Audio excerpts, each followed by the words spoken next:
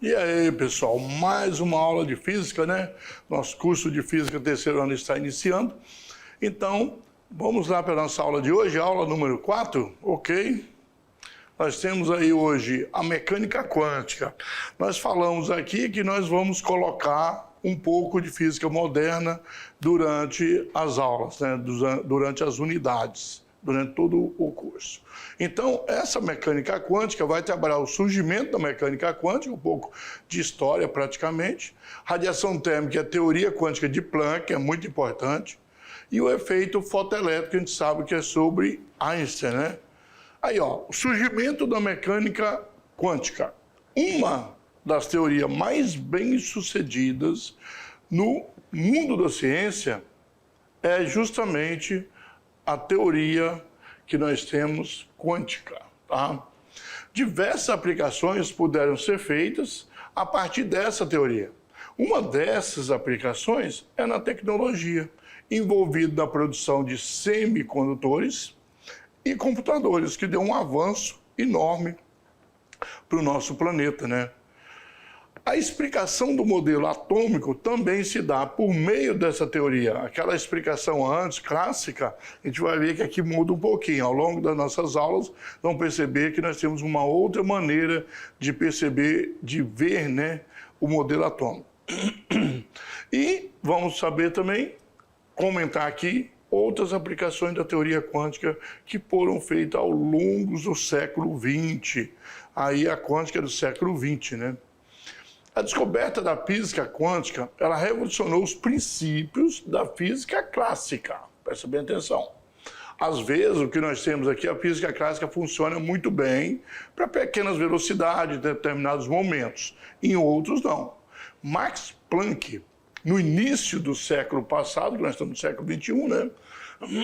Ele estudava a energia que surgia de um espectro de radiação térmica.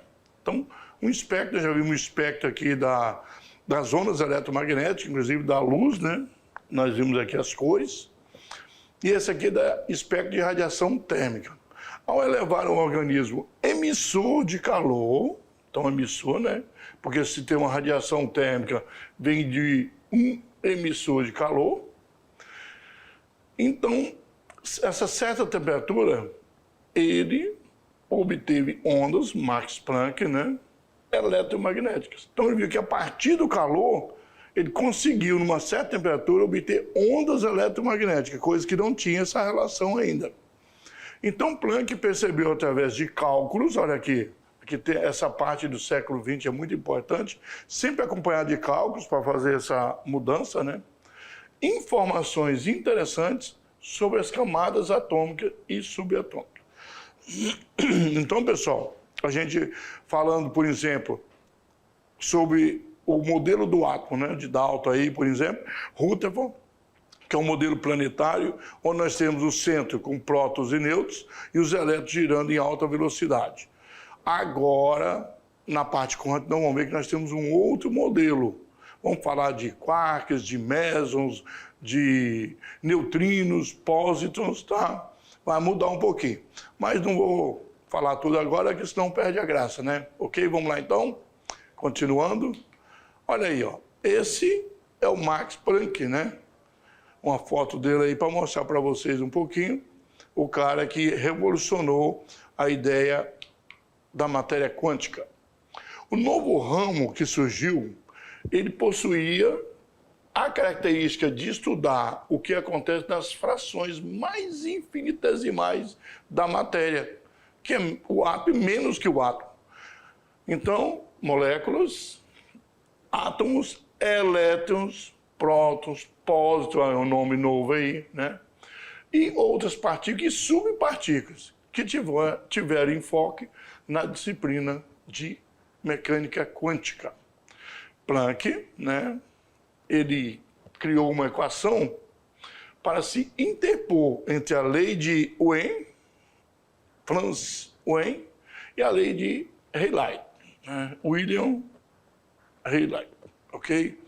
Então, entre essas duas leis, ele criou uma equação para juntar as duas, né? A primeira diz respeito às baixas frequências, certo? E a segunda, às altas frequências. Então, nós temos aqui a primeira, lei de Wien, baixa frequência, e de Rayleigh, alta frequência, tá? Então, entre essas duas, baixa e alta frequência, a teoria quântica seria a primeira a se encaixar nesse sentido.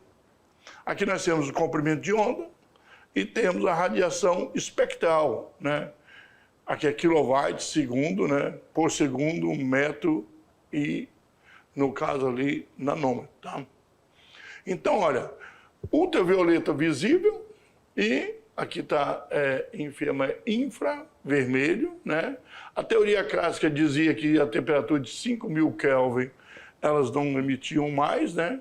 Só que aqui a gente vê que tem uma mudança.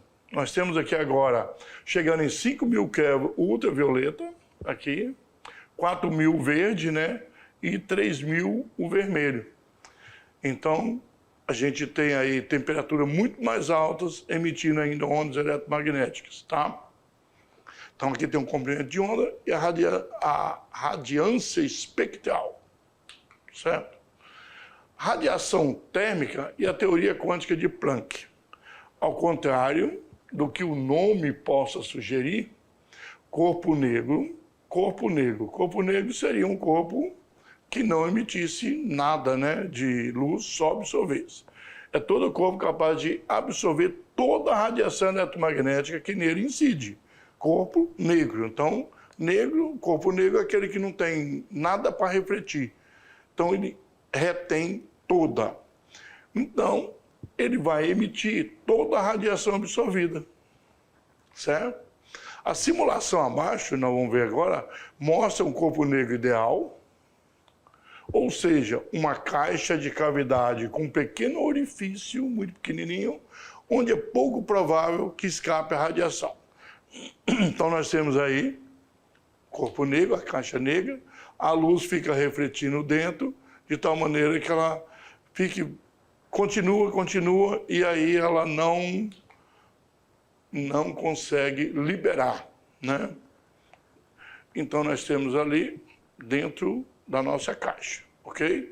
Toda essa energia fica repetindo aqui, essa luz lançada aqui fica toda concentrada dentro.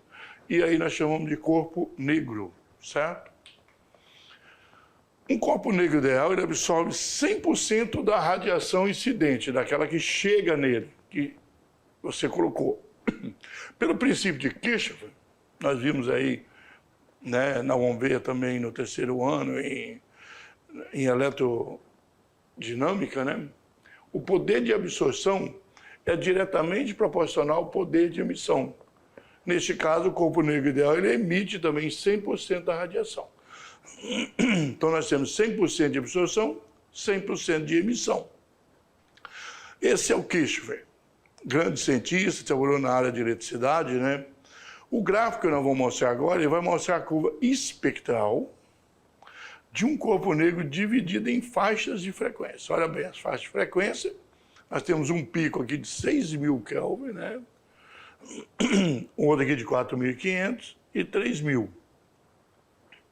Conforme nós percebemos no gráfico, o pico da curva espectral corresponde à frequência emitida pela radiação térmica e tem relação com a temperatura absoluta, né? Absoluta porque é Kelvin, pessoal, tá?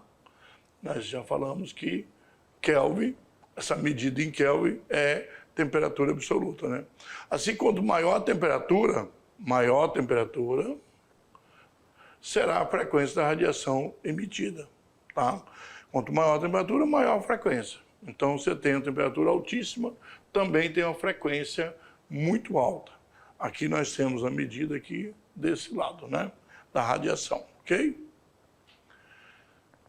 Mas havia um problema. Nós estamos falando da parte teórica, né, explicando como é que surgiu, na verdade.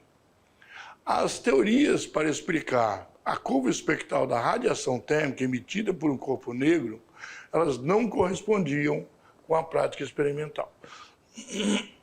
Então, nós vemos aí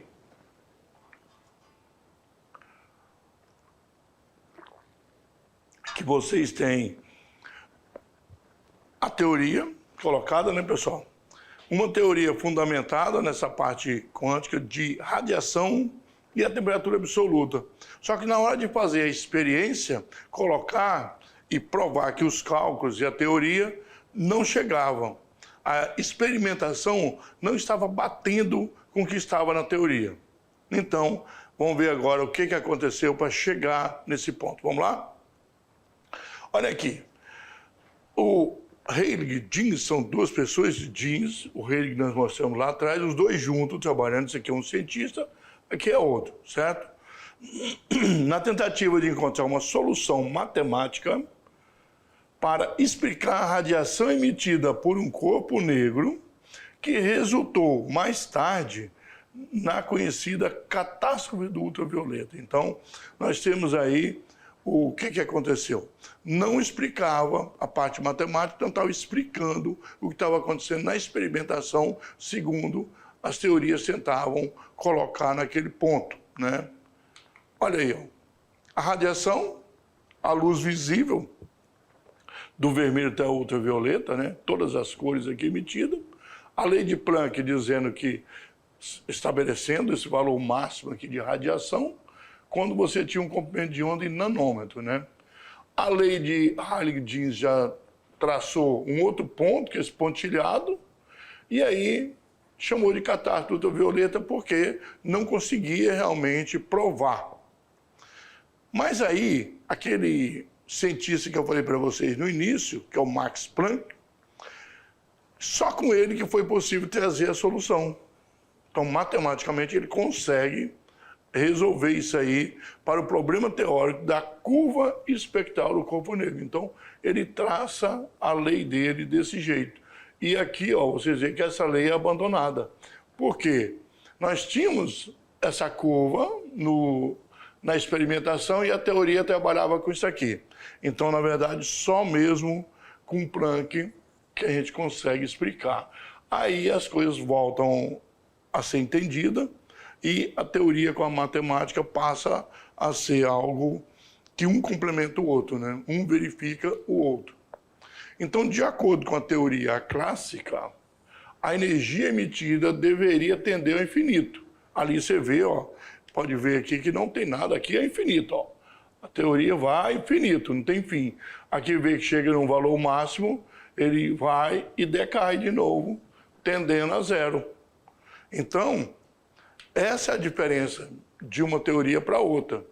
A clássica não pensava nessa possibilidade de não ser infinita. Então, à medida que o comprimento de onda da radiação fosse diminuído, né, ela ia tendendo ao infinito.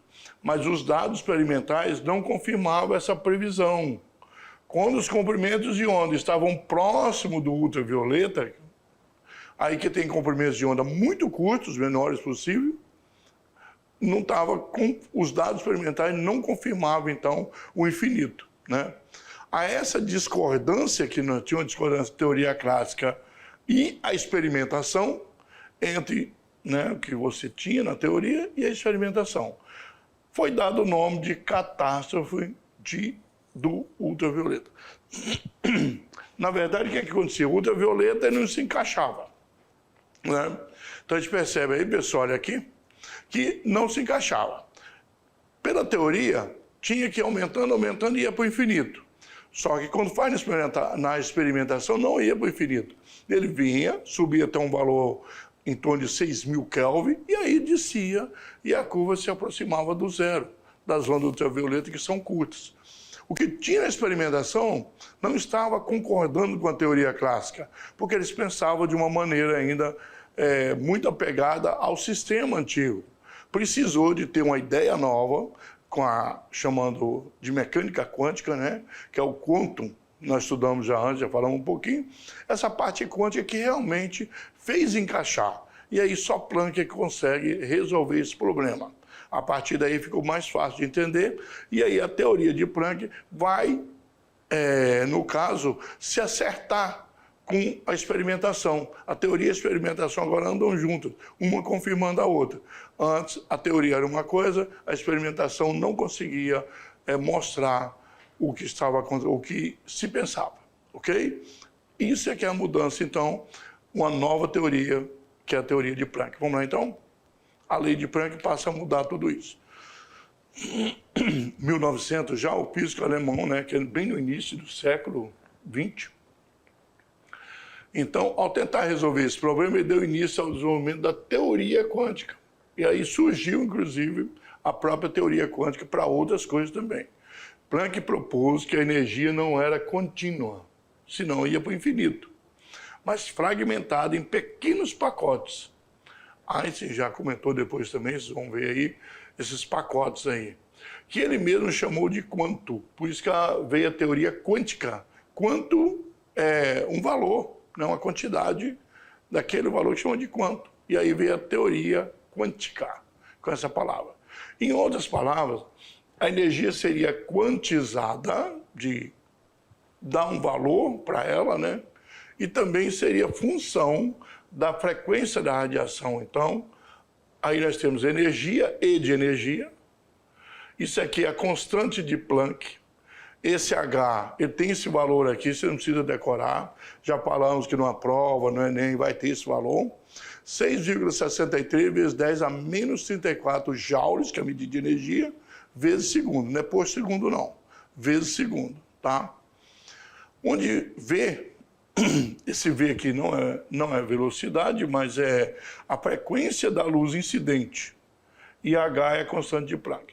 Então, esse Vzinho não é mais velocidade, que você está acostumado no primeiro ano, né, no segundo ano. Esse Vzinho aqui, desse jeito, ele é considerado a frequência da luz incidente. Olha bem, se você emite uma luz, incide com a luz vermelha, isso tem uma frequência. Se você incide com a luz ultravioleta, você tem outra frequência, são frequências diferentes, né? Então, por isso que esse V é a frequência da luz que você incidiu. Aí você tem que fazer com a constante de Planck, você vai saber. Então, uma luz diferente vai te dar energia diferente, porque elas têm frequência diferente. Ok? Vamos lá, então?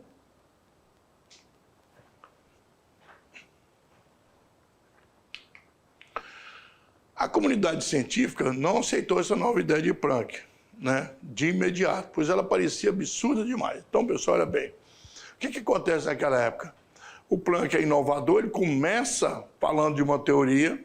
Não, mas isso aí não vai funcionar, e todo mundo, porque eles pensavam diferente. Só que o Planck estava tentando resolver aquele problema da experimentação. E aí ele teve que pensar diferente. Já que pensando daquele jeito não se resolvia, só tem um jeito. Deve ter alguma coisa diferente acontecendo aqui. Quando ele pensou diferente, aí realmente a teoria vai, na verdade, de encontro com os cálculos matemáticos e com os valores apresentados em laboratório, que é a experimentação. A experimentação é muito importante. Então, com a experimentação, surgiu, então, aí a junção com a teoria. Uma vai de encontro com a outra, coisa que não estava acontecendo antes. A teoria que estava errada e não a experimentação que estava errada. Vamos lá, então? Então, na verdade, a comunidade científica, fala, são todos cientistas da época, né? Aqueles, então, eles não estavam, achou muito absurda essa ideia. Mas toda ideia nova é considerada absurda, porque ela quebra o paradigma, né, daquela anterior. Então, o próprio Planck admitiu mais tarde, a ele mesmo, que aquela fora uma tentativa desesperada, desespero dele de tentar resolver o que ninguém conseguia resolver, que era o problema daquela radiação. Resolveu o problema da radiação. De maneira desesperada, ele acreditou, forçou a acreditar numa ideia, mas aí, quando ele força, ele descobre que realmente essa é a ideia correta. E alguns anos mais tarde, depois de tanta experimentação, a proposta dele foi aceita. Então, a gente pode perceber o seguinte: às vezes, você quer resolver um problema. Pensando igual a todo mundo, não resolve. Ninguém resolve. Todo mundo não está resolvendo, está todo mundo pensando do mesmo jeito. Aí você, como diz, fora da caixa, né? A caixinha que todo mundo está pensando. Você pensa, ousa a pensar diferente. Claro que você pode ousar a pensar, isso é um absurdo realmente. Mas ele, pensando de uma maneira, foi lá e aí ele viu que pensando daquele jeito, ia dar certo a experimentação, os cálculos, com a teoria que ele estava pensando. E aí ele acaba forçando e estudando, mas como a mecânica quântica é muito difícil, ainda mais naquela época, no início, de fazer tantas experimentações assim no nível que nós temos hoje, então foi uma coisa muito inovadora. O que acontece? Certas ideias podem vir do absurdo, ou parecer que veio do absurdo, porque quebra toda aquela ideia, aquela sensação. Aí quando você quebra isso, na verdade, você traz uma coisa totalmente nova. Só você está falando, os outros falam, ei, espera aí, como é que eu não consigo perceber isso? Não consigo ver. Então levou alguns anos, inclusive, para ele. Só que em seguida, nós vamos ver, o próprio Einstein vem com as ideias do efeito fotoelétrico, ganha o prêmio Nobel com isso, né? Então que vai reforçar também, ajudar ele a montar essa teoria quântica. Vamos lá, então? Então, lembre-se que nem tudo que parece absurdo é absurdo. Aí, ó, já vamos falar do efeito fotoelétrico. A proposta de discretização da energia, está falando todo mundo pensando de energia, né? Para explicar o espectro de radiação, inclusive Einstein. Esse espectro emitido pelos corpos incandescentes, quer dizer, muito quente, temperatura altíssima, né? 6.000 Kelvin, temperatura altíssima. Você vê que a nossa temperatura aqui, nós temos aqui que é 30 graus Celsius, né? Nós temos 273 mais 30 aí, 303 Kelvin. Para 6.000, temperatura altíssima. E Einstein, em 1905, né, para explicar esse fenômeno observado por Hertz, nós já falamos no segundo ano muito dele, das frequências e tudo. Hertz explica esse fenômeno antes, mas não convence também. E aí Einstein vai e realmente explica e ganha o prêmio Nobel. E ele observava a emissão de elétrons em materiais, geralmente metálicos, ao incidir radiação eletromagnética sobre eles. Então, é isso que Einstein faz. Olha aqui, ó, um aparato para observação do efeito fotoelétrico. Você tem um feixe de luz numa placa. Essa placa não é qualquer uma, também tem alguns elementos que têm dificuldade em se liberar. Os elétrons, ao incidir a radiação, libera elétrons da placa. Os elétrons saem da placa. Aqui, esses elétrons saem dessa placa, como aqui tem uma diferença de potencial, elas vêm para esse aqui. É igual o que nós chamamos de ionização, só que aqui só tem o ar, né? E lá a placa coletora, a placa emissora, e lá nós tínhamos, na verdade, em química, você estuda isso, tem uma solução aquosa ali, né? Para sair o íon de um lugar e ir para outro, de uma placa para outra, positivo, negativo, assim por diante. Tem uma bateria para ter uma diferença de potencial. Nós vamos estudar melhor isso aqui no nosso curso de física do terceiro ano, né? Aqui tem um medidor de corrente, nós vamos falar sobre isso também, e um medidor de tensão. Uma extensão que é volts, você sabe em casa, sua casa tem 110 volts, 220 volts, e amperes também, que é a corrente elétrica. E aí, a luz incidindo arrancava elétrons dessa placa e traziam para essa outra, se movimentando. Então aí vocês percebem que, nesse caso, Einstein, ele ganha o prêmio Nobel do efeito fotoelétrico, provando isso aí, né? E aí ajudando o Planck, na verdade, que aí fica mais fácil para entender o que está acontecendo com o Planck, né? Várias simulações computacionais do efeito fotoelétrico podem ser facilmente encontradas, né? Na internet, pode procurar, tem muitas maneiras, tem vídeos mostrando. Algumas observações podem ser feitas a respeito do experimento. Vamos ver então aqui, ó. Quanto à existência do fenômeno, do efeito fotoelétrico, né, podemos observar que para cada material, seja o sódio, cobalto e assim por diante, né, existe uma frequência de corte. Então, esse material tem uma frequência, um outro material tem outra frequência, abaixo do qual o fenômeno não ocorre. Então, sempre vai ter uma frequência de corte, dali não vai ocorrer, não importa qual é a placa.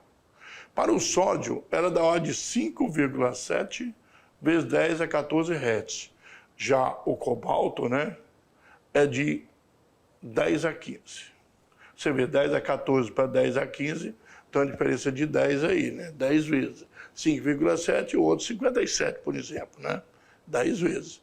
E assim por diante, cada material. Então, pessoal, olha bem. A gente percebe que se colocou uma placa, você tem Por exemplo, o sódio teve 10 vezes menos, né, para poder ser a frequência de corte. Enquanto que o cobalto, com 10 vezes mais para ter a frequência de corte. Dali para baixo, a mesma frequência do sódio não conseguia arrancar elétron do cobalto. Então, percebeu também que os elétrons não saem com qualquer frequência. Precisava de determinadas frequências para determinados materiais, ok? Então, é importante entender isso aí. Não se preocupe que nós estamos falando sobre a mecânica quântica, para você ter uma ideia, se cair no Enem, alguma coisa, mas sempre é teórica, tá? Não precisa se preocupar com esses cálculos, coisa louca não.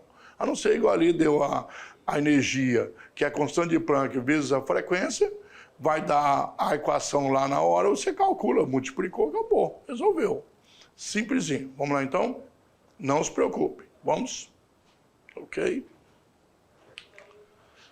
A intensidade da luz, seja, é uma segunda, né, situação. Não afeta a intensidade, a quantidade de luz, porque cada luz tem a sua, o vermelho, o verde, o azul, cada cor tem a sua frequência, mas a intensidade não afeta a existência do fenômeno, e sim a quantidade de partículas emitidas, certo? Acontece, pessoal, que é o seguinte, intensidade da luz é potência, watts. Então eu posso ter uma luz fraquinha, só um pouquinho, 2 watts. Aquela luz vai ali, arranca 2 elétrons. Um exemplo, são muitos, né, que arrancam. Aí você aumenta para 50 watts. Intensidade maior, a luz mais forte, mais intensa. Aí você já tem uma quantidade de elétrons arrancada muito maior. Entendeu? Então, a intensidade faz arrancar os elétrons, mas não muda a cor. O verde pode ser verde, quanto mais intenso puder verde. Vermelho, vermelho, não muda. Não mudou a frequência, está tudo bem, ok? Mas quanto maior a intensidade, maior a emissão de elétrons. As placas fotovoltaicas é segundo o efeito fotoelétrico, né? Chamado placas solares, né? Nós temos então os elétrons saindo da placa e indo para um coletor, e esse emissor e coletor que nós temos vai para a bateria. Ali nós temos uma bateria, né, inversa, a bateria que fez que é a diferença potencial, mas nós temos para coletar na bateria, tem uma diferença potencial, coletar na bateria, e aí você vai poder utilizar a energia elétrica. As placas solares têm como se fosse o inverso de cada. Não do efeito fotoelétrico, é a mesma coisa. Arranca os elétrons, só que ele vai ser armazenado na placa coletor, armazenado na bateria para poder o quê? Justamente para você poder utilizar mais tarde, ok? Vamos lá então. Olha bem, quanto maior a frequência, maior a velocidade das partículas emitidas. Lá nós falamos da quantidade emitida pela intensidade.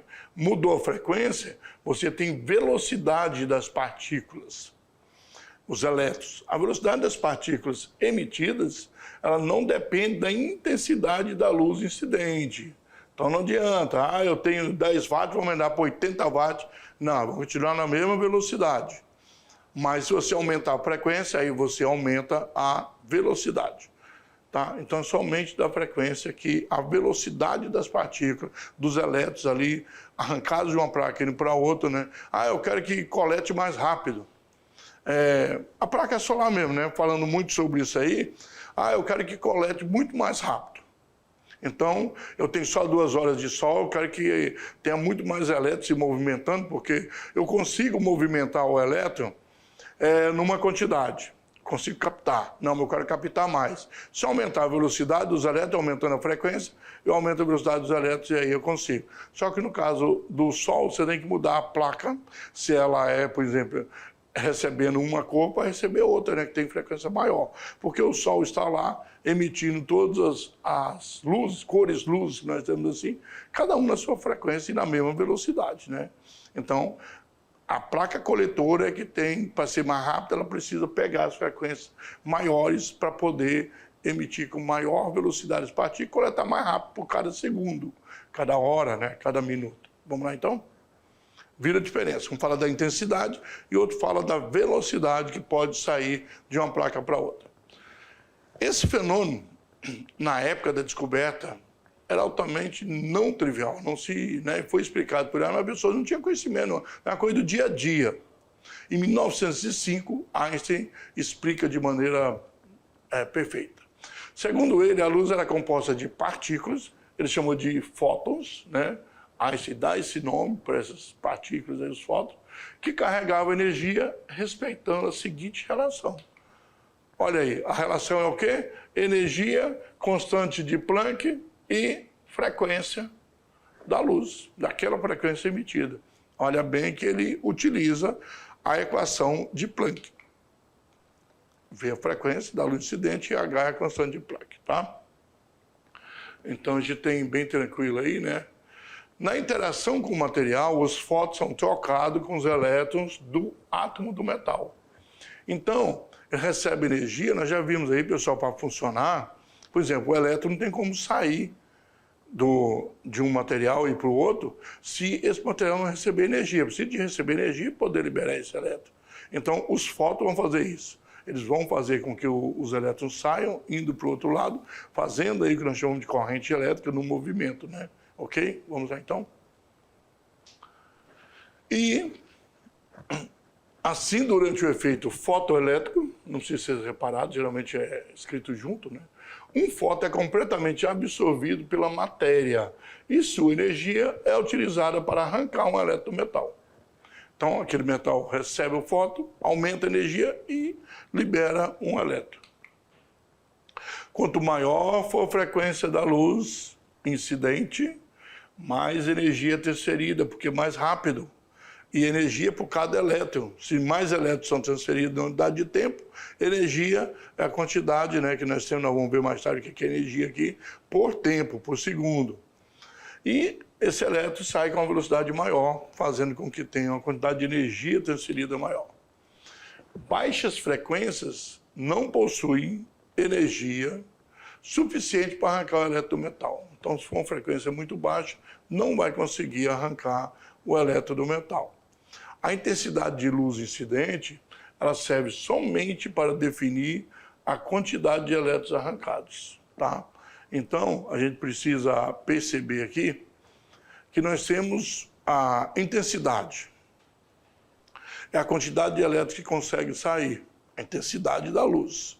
A frequência é a velocidade. Então, se você tem uma frequência que faz os elétrons saírem numa grande velocidade, e se você aumenta a intensidade dessa luz que tem essa frequência, você vai ter uma quantidade grande saindo, por cada frequência alta, né, maior, e, na verdade, você tem também o quê?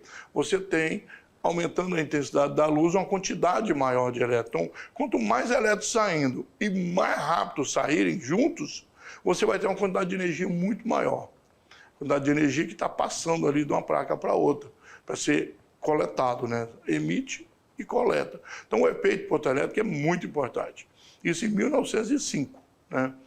Como utilizar uma teoria, geralmente, leva mais tempo. A tecnologia, ela é sempre um pouco atrás da teoria. Esses cientistas, eles pensam coisas que só vai comprovar muito mais tarde. Por quê? Porque nós temos essa diferença entre a tecnologia que você precisa para medir, receber e fazer um experimento, uma experimentação, e o que a pessoa pensa.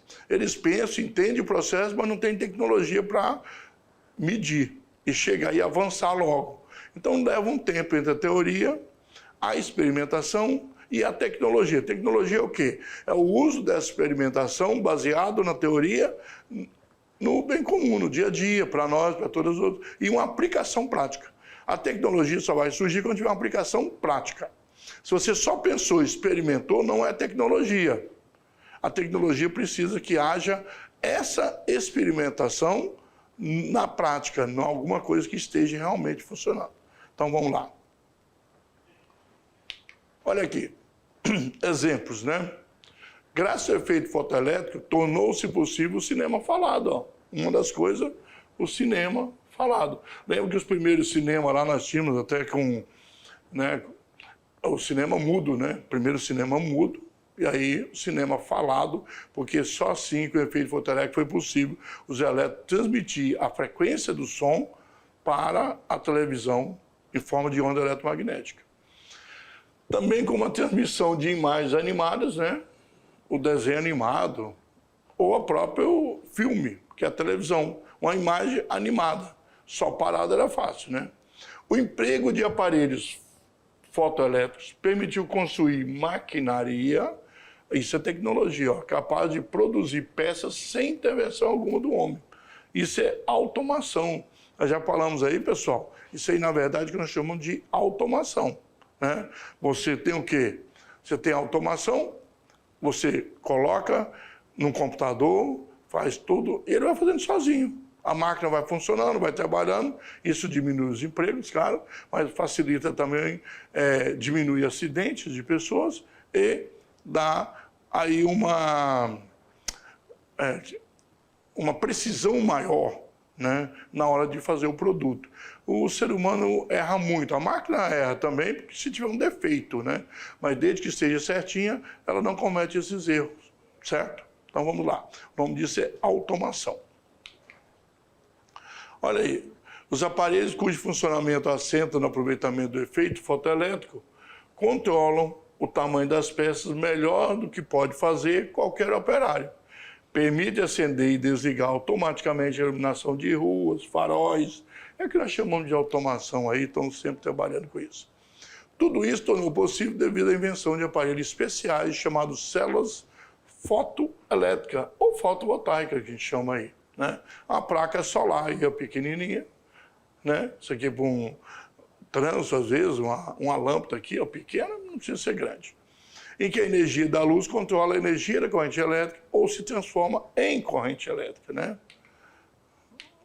Olha aí, ó, que eu falei das placas solares, né? Que nós temos aí, o trabalho, casa inteira coberta aí.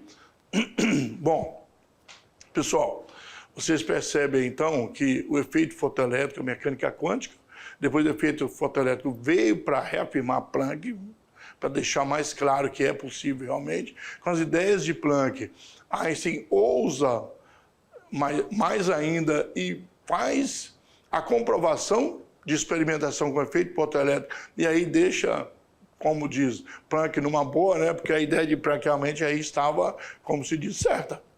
Aí Einstein também acredita no que Planck falou e vai e explica o efeito fotoelétrico. E hoje, não tinha tecnologia na época, mas hoje a tecnologia é o quê? Justamente as placas solares. As primeiras placas solares eram enormes, precisavam de uma armação de ferro. Depois elas ficou muito mais leve. E agora nós temos algumas que são só coladas no telhado, né? Bem simples. Então, isso é tecnologia. Tecnologia é aplicação de maneira prática e cada vez com melhor capacidade, rendimento e desempenho e com menor uso de material. Então, isso, na verdade, é o que nós chamamos de tecnologia, tá? Então, um dos maiores, além da automação, nós temos justamente as placas solares, que estão utilizando muito aqui mesmo no nosso estado, está avançando muito. Começou tímido e tal, está avançando. E quanto mais avança, fica melhores as placas e mais barata.